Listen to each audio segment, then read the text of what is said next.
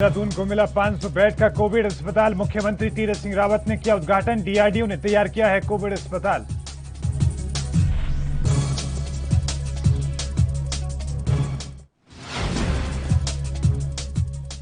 पर्यटन मंत्री केंद्रीय दूरसंचार मंत्री को लिखा पत्र। टेली मेडिसिन की प्रक्रिया सुचारू रूप से चलाने में हो रही है दिक्कत, राज्य की संचार व्यवस्था ठीक करने का किया आग्रह।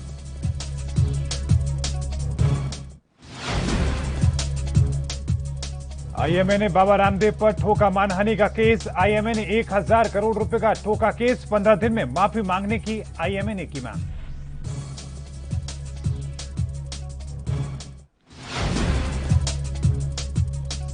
मंत्री धन सिंह रावत ने प्रधानों के साथ की बैठक में कोरोना रोकथाम के दिए निर्देश। इस दौरान मंत्री ने प्रधानों की समस्याओं को सुना।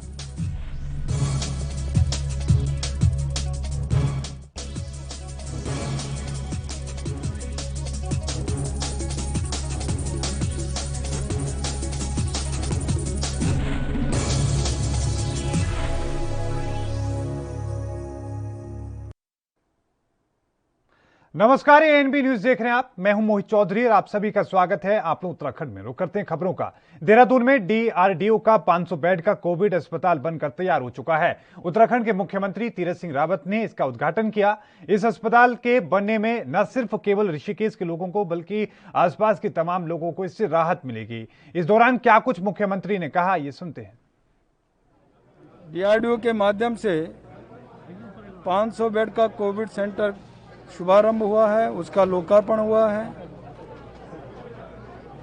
और मैं इसके लिए भारत के प्रधानमंत्री आदरणीय मोदी जी का, रक्षा मंत्री माननीय राजनाथ सिंह जी का हृदय से धन्यवाद करना चाहूँगा, जिनके कारण आज यह हॉस्पिटल तैयार हुआ है। डीआरडीओ के जो चीफ हैं डॉक्टर सतीश जी, उनका भी धन्यवाद करना चाहूँगी। कम समय में 14 दिन के अंतराल में यह हॉस्पिटल हमको तैयार करके दिया। एम्स के डायरेक्टर श्री रविकांत जी का भी मैं धन्यवाद करना चाहूँगा, क्योंकि आगे इसका जो संचालन करेंगे वो एम्स करेगा। वहाँ के डॉक्टरों के देखरेख में, रविकांत जी की देखरेख में ये चलेगा और ये डीआरडीओ, भारत सरकार और उत्तराखंड सरकार सम्मिलित रूप से ये चलेगा। और इसका जो नाम हमने दिया है वह सैनिक शहीद जसवंत सिंह रावत, जो कि 1962 की लड़ाई में शहीद हो गए थे, चीन की सेना के साथ संघर्ष जिन्होंने किया।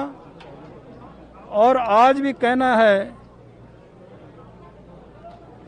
कि अपने सियाचिन बॉर्डर पर उनकी पूजा अर्चना डोकलाम के अंदर होती है।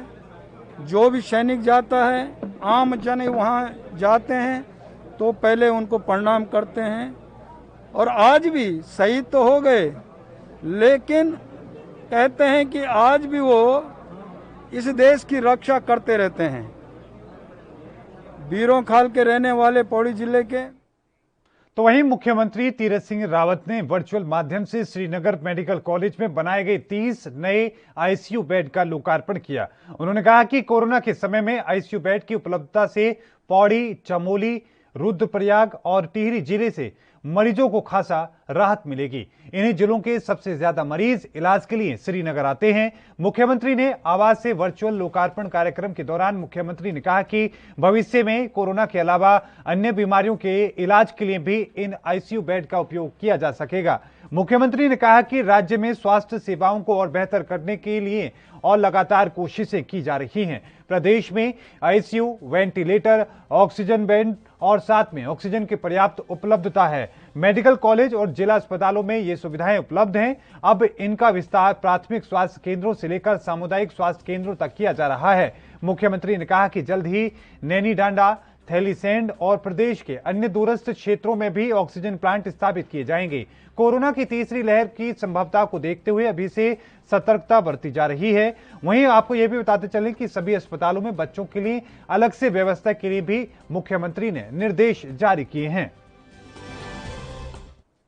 इंडियन मेडिकल एसोसिएशन उत्तराखंड ने योग गुरु बाबा रामदेव पर 1000 करोड़ रुपए का मानहानि का केस दर्ज कराया है। एसोसिएशन ने यह केस सोशल मीडिया पर वायरल हो रहे बाबा रामदेव के उस वीडियो के आधार पर किया है जिसमें बाबा रामदेव एलोपैथी को बकवास और दिवालिया साइंस कह रहे हैं।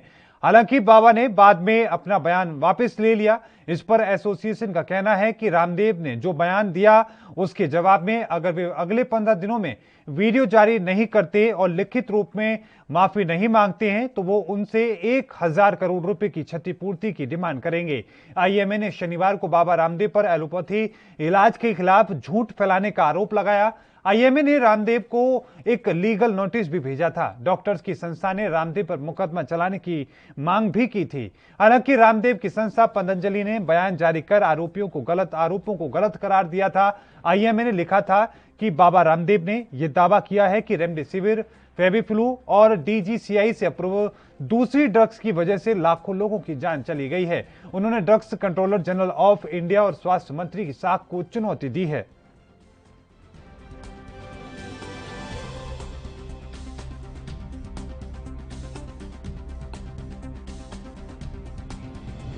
आपको बता दें कि बाबा रामदेव की जो मुश्किलें हैं वो अभी भी लगातार बढ़ती नजर आ रही हैं और यही वजह है कि उनके ऊपर अब 1000 करोड़ रुपए। तो वहीं बाबा रामदेव द्वारा एलोपैथ को स्टूपिड साइंस बताने के बाद से योग गुरु चिकित्सकों के निशाने पर आ चुके हैं। कोई उनकी गिरफ्तारी की मांग कर रहा है तो कोई इसे कोरोना योद्धा चिकित्सकों का अपमान बता रहा है। इस मामले में बाबा रामदेव ने अब एक और बड़ा बयान दे दिया है। उनका कहना है कि किसी का बाप भी रामदेव को गिरफ्तार नहीं करा सकता।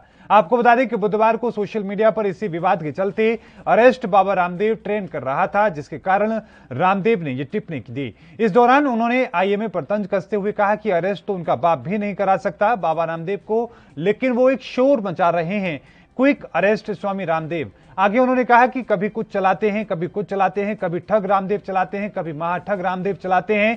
तंज कसते हुए बाबा रामदेव ने कहा कि वो ट्रेंड चलाते रहते हैं, अब अपने लोगों को भी ट्रेंड चलाने की प्रैक्टिस हो चुकी है। इस दौरान बाबा रामदेव ने ताली बजाई और हंसते हुए कहा कि आप ट्रेंड में हमेशा ही टॉप पर पहुंच जाते हुए, इसके लिए आप सभी को बधाई। अब उनके खैर अरेस्ट तो किसी वो जो है उनका बाप भी कोई नहीं कर सकता स्वामी रामदेव को लेकिन एक शोर मचा रहे हैं कि quick arrest Swami Ramdev, quick arrest Swami Ramdev. कभी कुछ चलाते हैं, कभी कुछ चलाते हैं, कभी ठग रामदेव, कभी महाठग रामदेव, कभी जो है कभी गिरफ्तार रामदेव। अब चलाते रहते, चलाने दो। तुम अपने लोगों को भी थोड़ा सा बीच बीच में अब ये प्रैक्टिस हो गई है ट्रेंड चलाने। देवभूमि उत्तराखंड के कुछ क्षेत्रों में संचार व्यवस्था सुचारू रूप से कार्य नहीं कर रही है, जिस पर संज्ञान लेते हुए पर्यटन मंत्री सतपाल महाराज ने केंद्रीय दूरसंचार मंत्री को पत्र लिखा है, जिसमें उन्होंने केंद्रीय दूरसंचार मंत्री से आग्रह किया है कि राज्य की संचार व्यवस्था ठीक की जाए ताकि यहां टेलीमेडिसिन की प्रक्रिया सुचारू रूप से चलाई जा सके। की संचार व्यवस्था ठीक तरह से सुचारू रूप से काम नहीं कर रही है। मैं केंद्रीय मंत्री जी को पत्र लिख रहा हूं, जिनसे मैं आग्रह कर रहा हूं कि जो हमारी संचार व्यवस्था है वो ठीक होनी चाहिए। बीएसएनएल का जो नेटवर्क है वो ठीक होना चाहिए, क्योंकि अगर ये नेटवर्क ठीक नहीं होता है तो हम टेलीमेडिसिन की प्रक्रिया पूरी नहीं कर सकते हैं। और अगर हमारे यहाँ मोबाइल काम नहीं कर रहे हैं, हमारे टेलीफोन काम नहीं कर रहे हैं, तो टेलीमेडिसिन की चर्चा करना मैं समझता हूं व्यर्थ है। तो सबसे पहले हमें संचार व्यवस्था को ठीक करना होगा।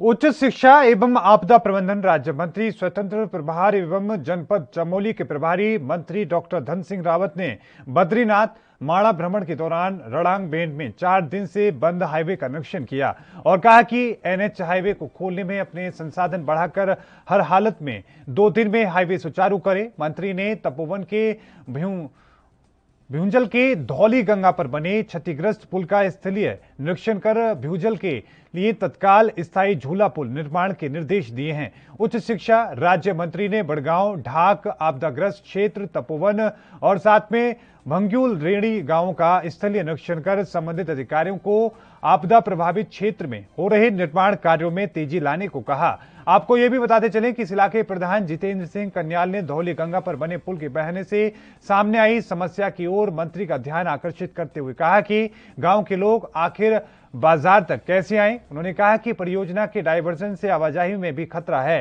प्रभारी मंत्री ने रेंगी और भविष्य बद्री धाम सुभाई गांव जाकर जन समस्याएं भी सुनी।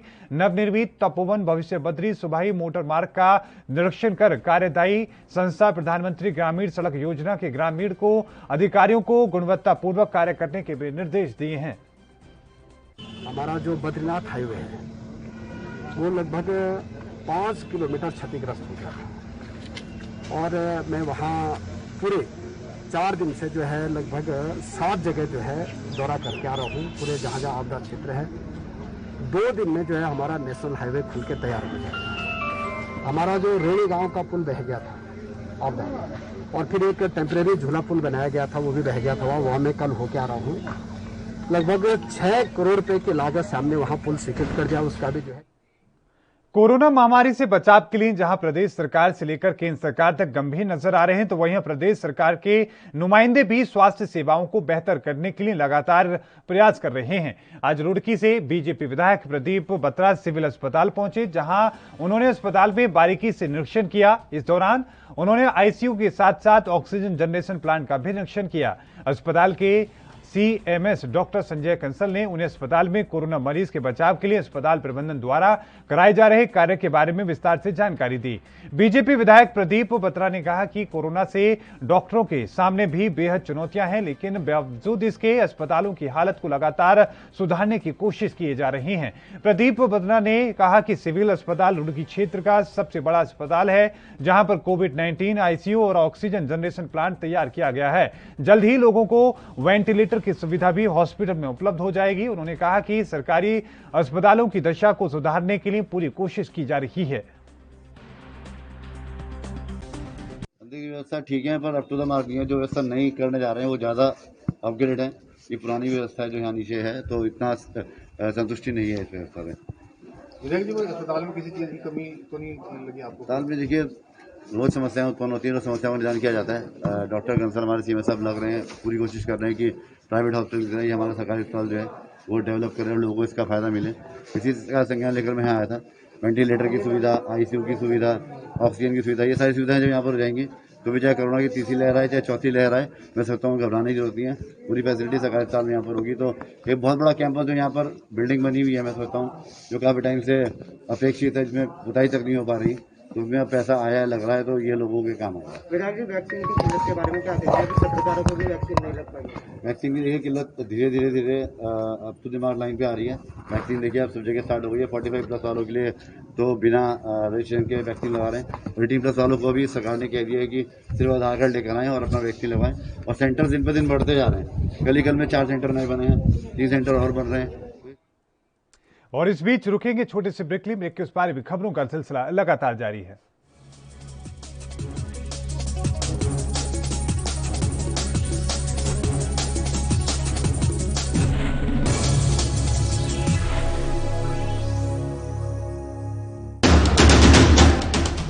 राष्ट्र धर्म,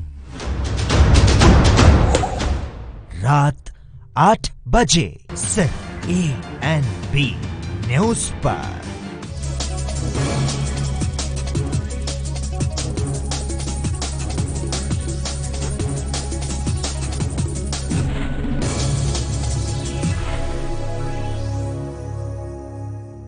ब्रेक के बाद एक बार फिर से आपका स्वागत। रुक करते बाकी खबरों का। उच्च शिक्षा राज्य मंत्री डॉक्टर धन सिंह रावत ने पौड़ी में श्रीनगर विधानसभा सीट के सभी ग्राम प्रधानों के साथ वर्चुअल बैठक की। उन्होंने सभी ग्राम प्रधानों को गांव में कोरोना वायरस के रोकथाम को लेकर निर्देश दिए, साथ ही उसकी समस्याओं को भी सुना। पौड़ी पहुंचे प्रदेश के उच्च शिक्षा राज्य मंत्री डॉक्टर धन सिंह रावत की ओर से वर्चुअल माध्यम से ग्राम प्रधानों के साथ कोरोना की रोकथाम को लेकर बैठक का आयोजन किया गया। बैठक में धन सिंह रावत ने कहा कि समस्त ग्राम प्रधानों को पंचायती राज विभाग की ओर से से 20,000 रुपए मुहैया कराए जा रहे हैं। आपको यह भी बताते चलें कि ये पैसे गांव के संक्रमण की रोकथाम में खर्च कर रहे हैं और इसके साथ ही बाहर से आने वाले प्रवासियों के क्वारंटाइन होने के गांव के विद्यालयों और पंचायत भवन में उचित व्यवस्था करने की भी कहा गया है। उन्होंने कहा कि क्वारंटाइन सेंटरों और अस्पतालों में बिजली, पानी आदि की व्यवस्था बेहतर होनी चाहिए।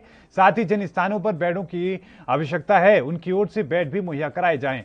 इसके साथ ही उनके क्षेत्र में अस्पतालों की व्यवस्थाओं को सुधार किया जा रहा है। साथ ही डॉक्टरों की कमी को भी दुरुस्त किया जा रहा है। ग्राम पंचायत के जो प्रधान है उनकी अध्यक्षता में समिति का गठन कर दिया गया है। जितना भी व्यक्ति ग्राम पंचायत में आ रहा है, अगर उनके पास में क्वारंटाइन फैसिलिटी उपलब्ध नहीं है, अपने घर में अगर एक कमरे में ही उनको रहने की आवश्यकता है, ऐसी स्थिति में उनके लिए ग्राम पंचायत भवन का इस्तेमाल हम कर सकते हैं। उसके लिए धनराशि और जो भी आवश्यक व्यवस्था है उसके लिए अनुमति जो है ग्राम पंचायत प्रधान को उपलब्ध करा दिया है। राज्य वित्त आयोग से जो पैसा उनको प्राप्त हो रखा है उसमें से 20,000 रुपीज वो इस कार्य के लिए खर्च कर। तो वहीं उत्तराखंड में कोरोना लॉकडाउन को आगामी 1 जून तक बढ़ाए जाने के चलते आर्थिक स्थिति बिगड़ने पर व्यापारियों ने सरकार को बड़ी चेतावनी दी है। व्यापारियों ने कहा कि अगर जल्द से बाजार को खोलने का कोई अस्थायी फैसला नहीं लिया गया तो व्यापारी स्वयं ही बाजार को सुबह 7 बजे से दोपहर 2 बजे तक खोलने को विवश हो जाएंगे। नगर उद्योग व्यापार महासंघ ऋषिकेश के अध्यक्ष राजेश भट्ट और महामंत्री अखिलेश मित्तल की व्यापारियों के साथ बैठक हुई। इसमें व्यापारियों ने लॉकडाउन के चलते पैदा हुए विपरीत हालातों के बारे में चर्चा की, जिसमें व्यापारियों ने अपनी पीड़ा खुलकर व्यक्त करते हुए सरकार से जल्द दुकानें खोलने के लिए फैसला लेने की मांग की है। बैठक में नगर उद्योग व्यापार प्रतिनिधि मंडल से महामंत्री प्रतीक कालिया, प्रदेश उद्योग व्यापार मंडल समिति के अध्यक्ष पंकज गुप्ता, महामंत्री हर्षित गुप्ता, व्यापार सभा के अध्यक्ष मनोज कालड़ा आदि व्यापारी वहां पर मौजूद रहे। आपको बता दें कि सरकार ने कोरोना पर रोक लगाने के लिए प्रदेश में लॉकडाउन को और बढ़ाने का फैसला किया है। कोरोना के मोर्चे पर अब उत्तराखंड कुछ हद तक सुकून में है। राज्य में नए मामलों में गिरावट दिख रही है और वहीं रिकवरी दर में लगातार सुधार देखने को मिल रहा है। मंगलवार को राज्य में कोरोना संक्रमण के 2,756 मामले सामने आए, जबकि 6,674 मरीज ठीक हुए, यानी स्वस्थ हुए मरीजों का आंकड़ा संक्रमितों के मुकाबले 3,918 ज्यादा है। अच्छी बात यह है कि पिछले 8 दिन से यही ट्रेंड बना हुआ है, जिससे अब रिकवरी दर भी 82.9% पर पहुंच चुका है। रिकवरी की बढ़ती रफ्तार का फायदा ये हुआ कि प्रदेश में सक्रिय मामलों में भी हर दिन कमी देखने को मिल रही है। फिलहाल प्रदेश में 45,568 सक्रिय मामले हैं। आपको बता दें कि अब तक उत्तराखंड में 3,18,340 लोग संक्रमित हुए हैं, जिनमें से 2,61,328 लोग ठीक हो चुके हैं। स्वास्थ्य विभाग से मिली जानकारी के अनुसार मंगलवार को अलग अलग लैब से 37,068 सैंपल की जांच रिपोर्ट प्राप्त की गई है, जिनमें से 34,312 की रिपोर्ट नेगेटिव आई है। इस लिहाज से संक्रमण दर 7.43% रही है। अच्छी बात यह रही कि जिलेवार स्थिति में देखें तो 13 जिलों में से 8 में संक्रमण दर 10% के नीचे आ चुकी है, जबकि 5 में 10% से ऊपर है। ये पांचों जिले पहाड़ी इलाके के हैं।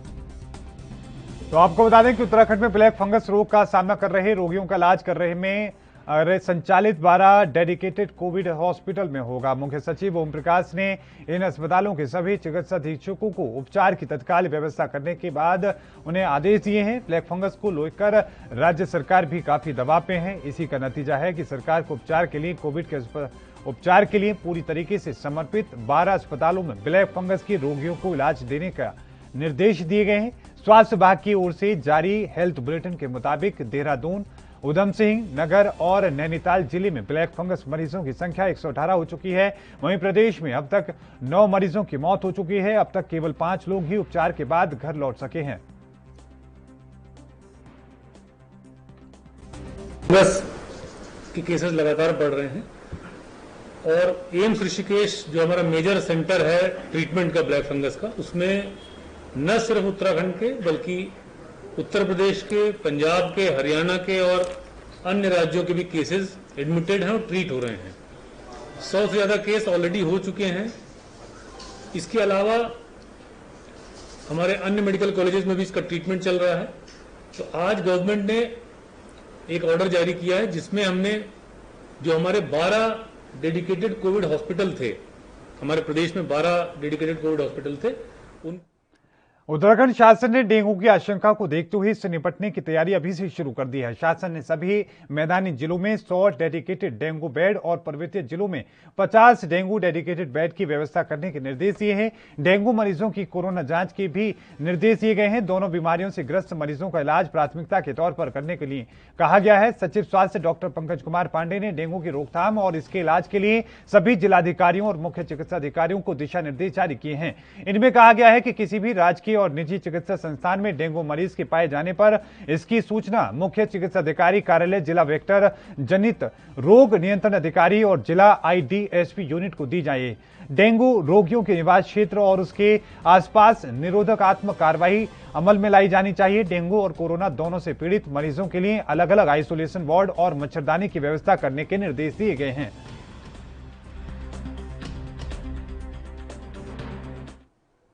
उत्तराखंड के शहर के बाद अब गांवों में भी कोरोना संक्रमण तेजी से फैलता नजर आ रहा है। दूसरी लहर का तबाही अभी तक जारी है। आपको यह भी बताते चलें कि अब तीसरी लहर की आशंका जताई जाने लगी है, जिसमें बताया जा रहा है कि बच्चों के लिए यह तीसरी लहर ज्यादा घातक साबित हो सकती है, जिसको लेकर डॉक्टर गीता खन्ना ने जानकारी दी है। क्या कुछ उन्होंने कहा, ये सुनते हैं। बच्चे हमारी अमूल्य धरोहर हैं और हमें जान से भी ज्यादा प्यारे हैं, और स्वाभाविक है जब थर्ड वेव में बच्चों के और अधिक संक्रमित होने की बात हो रही है, तब हम सब इसको लेकर चिंतित हैं। और यह चिंता स्वाभाविक है, इल फाउंडेड भी नहीं है, पर इसमें भी कुछ राहत की खबरें हैं जो मैं पहले द गुड थिंग्स फर्स्ट के पॉलिसी के तहत आपके साथ शेयर करूंगी। तो पहली तो बात यह कि सेकेंड वेव में भी बहुत सारे बच्चों को हमने संक्रमित देखा है पहली वेव के मुकाबले में, कि ज्यादातर ये बच्चे बहुत एक माइल्ड इलनेस जैसे बुखार या गले में खराश या थोड़ा सा जुकाम, उल्टी, दस्त या सिर्फ सुस्ती, इन सिम्टम्स के साथ आए हैं। और हमने कोविड की डायग्नोसिस भी सब में RT-PCR के माध्यम से नहीं, किंतु फैमिली हिस्ट्री के बेसिस पर बनाई है, और ज़्यादातर बच्चे बिना किसी कॉम्प्लिकेशन के 3 से 5 दिन के भीतर ठीक हो जा रहे हैं।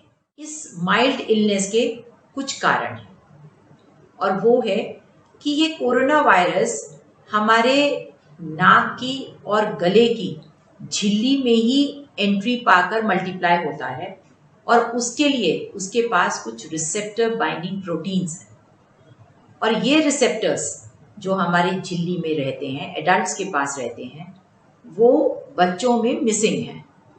इसी वजह से प्रतिरोधक क्षमता बढ़ाने का प्रशिक्षण देने के लिए उप जिलाधिकारी विवेक राय लालकुआ पहुंचे। वहां उन्होंने दर्जनों BLO और सुपरवाइजर को प्रशिक्षण देते हुए रोग प्रतिरोधक क्षमता बढ़ाने की दवा आइवरमेक्टिन का घर घर जाकर वितरण करने की व्यापक जानकारी दी और दवा खिलाने की प्रक्रिया से उन्हें खुद रूबरू कराया। यहां तहसील कार्यालय के सभाकक्ष में आयोजित प्रशिक्षण शिविर के दौरान उप जिलाधिकारी ने कहा कि इम्यूनिटी सिस्टम को बढ़ाने वाली उक्त दवा की 6 गोलियां स्वास्थ्य मनुष्य को खानी है, जबकि बच्चों को इसकी महज 3 गोलियां खिलानी है। जिलाधिकारी ने बताया कि अब घर घर जाकर कोरोना महामारी पर प्रभावी रोकथाम के प्रयास किए जाएंगे और दवा की गुणवत्ता के बारे में लोगों को जानकारी दी जाएगी।